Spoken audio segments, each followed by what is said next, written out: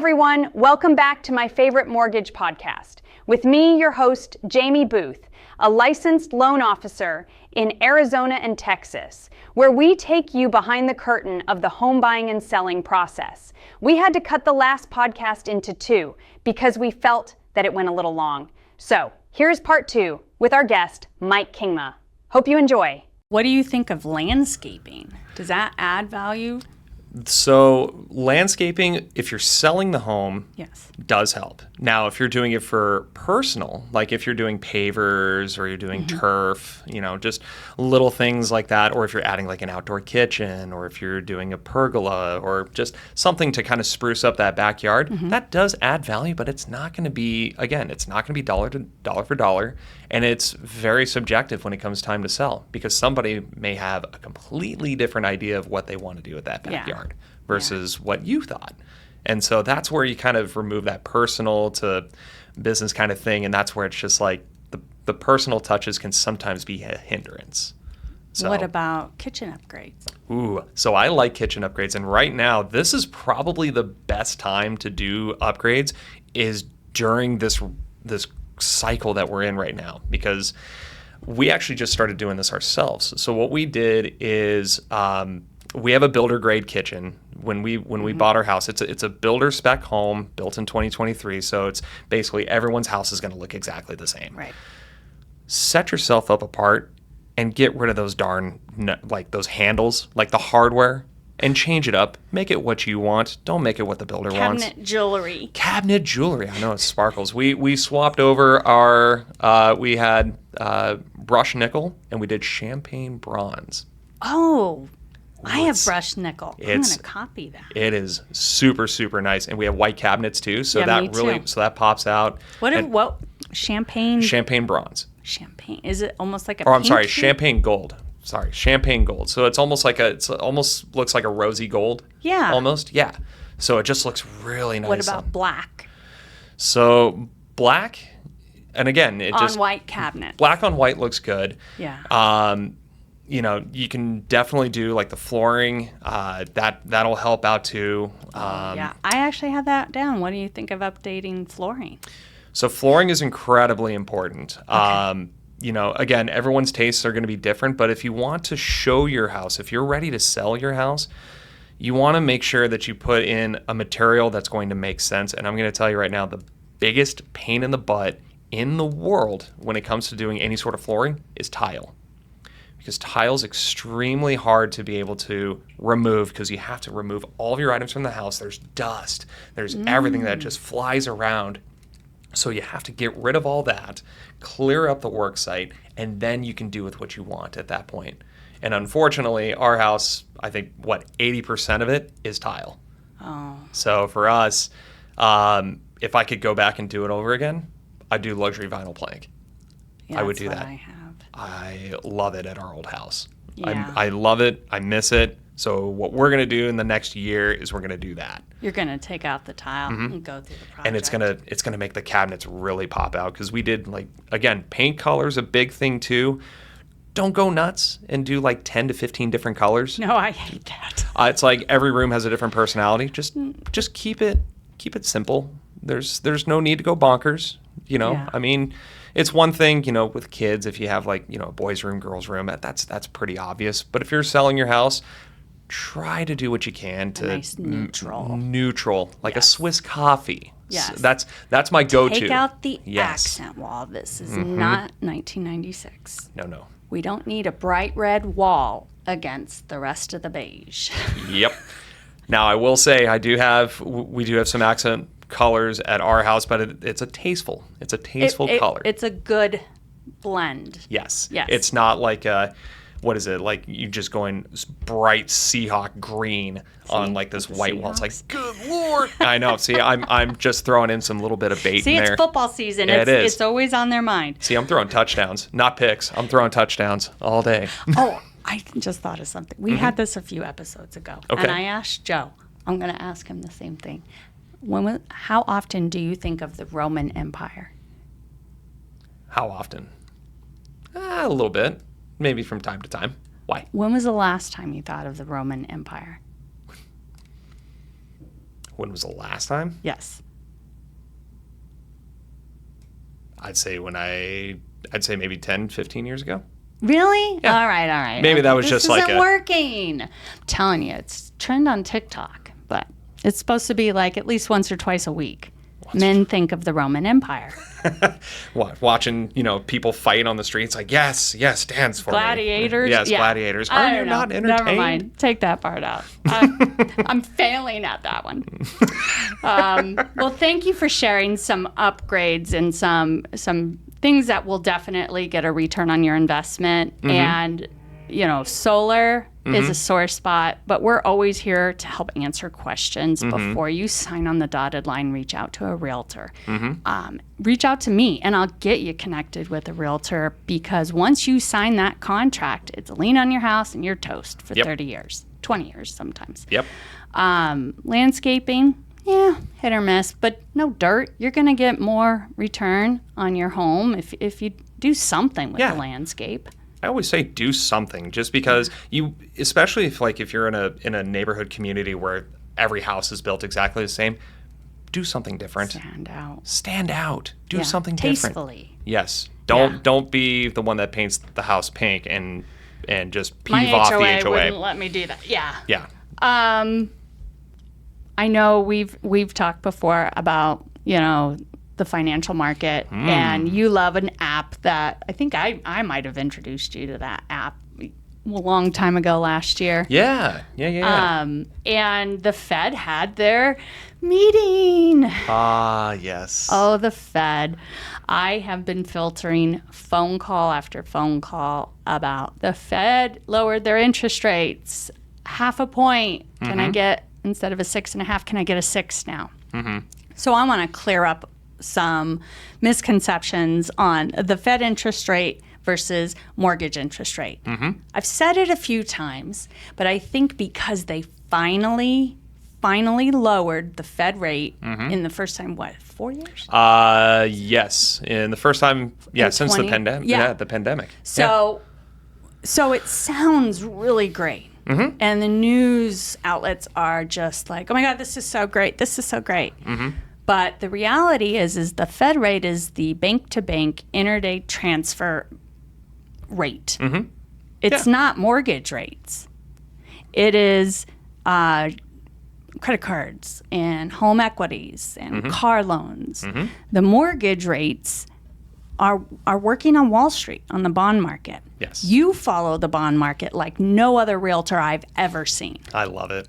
And you have knowledge of it, and you understand it, that I wish more people in our industry understood, because I have seen so many videos and out on social media spewing the wrong information. I saw it last night on a live. No. Last night, a realtor was live, and she pulled up the Mortgage News Daily. This is a great app. It's a good gauge. And she quotes, today's interest rate for an FHA is a 5.8. And I'm like, you can't do that. This is a national rate. It gives you a good idea. But this has 1 point baked in. This has a scenario that probably doesn't apply to anyone in particular. And the fact that she was talking about the Fed interest rate and today is a 5.8, I absolutely was like, I was so tempted to say, please don't do this. You are putting yourself in jeopardy with the Truth in Lending Act. Remember that, the TILA. I said TILA. TILA. TILA. Okay. So the Truth in Lending Act, okay? There are some very triggering words that once you say these words on any kind of advertisement to lend or advertisement for real estate, you have to disclose. Do you know when this law was put into place? Oh, this was put into place years. 1968. 1968, Truth in Lending. And I heard it, and I almost wanted to just reach out. But you know what? She's not my partner. You know what? The CFPB can come and watch your stuff and fine you later. It's $1,000 for each fine. Yeah. Up to imprisonment. So please be careful when you are saying an interest rate. as an advertisement without proper disclosures. Correct. So when I talk about interest rates and things like that, see, and this is why when some people see my videos, when I post them on Instagram stories and on my posts, I always let people know saying, look, this is a national average across all 50 states, and your situation is going to be different, but this is a gauge. It's just a gauge. That's all it is. So that's why I say, you know what? Let me connect you with the right lenders. Let me get you in touch with Jaimie Booth. Let's get you partnered up and work with someone who understands this market just the same as anyone with knowledge and expertise can do. Like a surgeon. Yeah, like a surgeon. You're not going to go to a mechanic for brain surgery. No. It's like, I'm not saying I'm a brain surgeon, but. I mean, if I'm wearing a shirt that says, trust me, I'm a doctor, would you still trust me? Maybe. But that's really the big thing. And it drives me nuts when I see pictures of just the Mortgage News Daily like screenshot and say, look at where they're at. It's like, no, this is a national average. And I've said it once and I'll say it again. It's a national average. But again, with the Fed, even though they did that 50 basis point cut, it was a wonderful thing. I was super excited when I heard about that. But the big thing is follow the 10-year Treasury bond. CNBC has a great tracking app that's for it, and they track it by the minute. Yes. And I follow that baby every single morning at 5:30 in the morning, and I compare it with what goes on the Bloomberg economic calendar, because whatever happens in the United States, like today, but also there's also global impacts as well. Don't forget that, because China who just gave out stimulus money, that just blew up their economy. So at that point, that's a great asset for us, because now we're seeing that if they're booming, equity markets are booming. Take a look at your crypto market. Today is September 27th at the time of this recording, and look at but there's people out there that do. Yeah. I do $1 a day into Bitcoin. Oh. I do $1 a day, and it just automatically does it. Who do you use, like Robinhood? I do. So I use like Robinhood, and then to a certain point is when I'll take it out of the exchange and put it into a cold wallet USB. So then that way it's out of the system and it just holds on to it. Yeah. But if you look at the market today, especially in crypto, it's gone haywire. Bitcoin went from 57,000 to 66,000 in a matter of weeks because of this news. Yeah. So everything's moving. The world is moving. So touching base, going back to the Fed interest rate versus mortgage interest rates. Mm-hmm. And I want to just kind of draw out the illusion of that 50 basis point and how it does not correlate to 50 basis points on the mortgage. I know we're talking a lot, and we could probably do this. Mm-hmm. Think of, and I'm going to steal this from someone else. This was a great a great analogy for me. Think of Apple, Apple stock. They want to release the Apple 16, all these new features, the new phone, the new battery life, all these great, great things, right? As soon as they announce that, Apple stock goes up, right? Think of mortgage rates. We knew the Fed was going to meet. They promised a rate cut. So we baked in that change a month ago, 3 weeks ago. We saw our lowest of our low then. Then they meet. But then the new phone comes out. And it's got problems with the charging. It's not being received very well. People don't like the buttons. And what happens to Apple stock the day of release? That's what happens with the Fed mortgage rate, or the Fed rate. Fed cuts. Guess what our mortgage rates did for the next 3 days? They went up. So think of it like that. When we know the Fed is meeting, which they are still meeting this year, and yes, thank goodness the Fed rate is going to be coming down. They're promising more cuts, but we're going to bake that in several weeks before that happens. So my advice is, if you are trying to time the market, which you should never do, but if you're trying to get a lower rate, you want to do it a few weeks before they actually meet and make their announcement of a Fed rate cut, because soon as that, if it doesn't go the way that analysts predicted, you're going to see higher mortgage rates. Mm-hmm. And I mean, this was exactly what happened. It was a double-edged sword because they knew that they were going to cut. It was But just they didn't know how much. they didn't know how much. Yeah, So 25. And so when they did 50, yeah. And that's when I called it on the day of, because I glued myself in front of Bloomberg to watch it live. And I made my prediction. I made my bold claim. And I said, hey, it's going to be cut 50 basis points. Just you watch. And the whole market timed it at a 5. Text. It was like 525. And I was like, yeah, it's 50. Yeah. And I remembered, I texted you afterwards. I said, they did it. Yeah. 50. Here we go.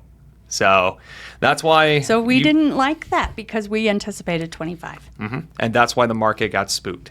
And we went up in mortgage rates. Mm-hmm.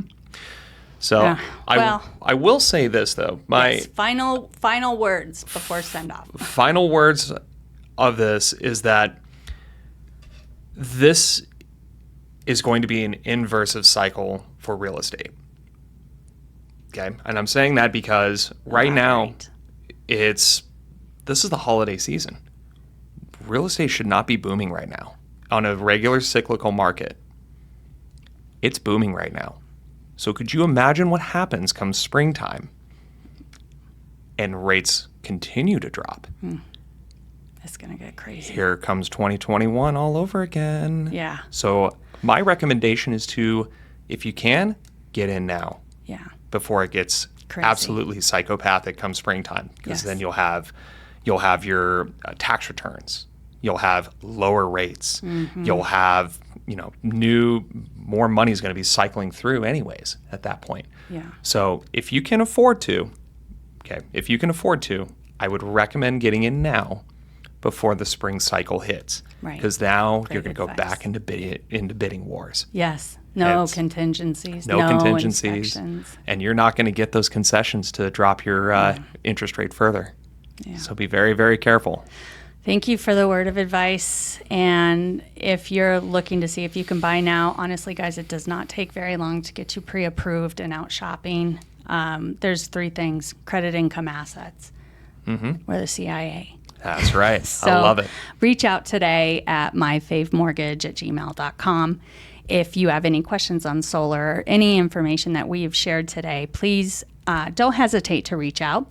If you want to get in touch with Mike Kingma over at Real Brokerage, you can find his information linked below. We'll provide that for you at the end of the show.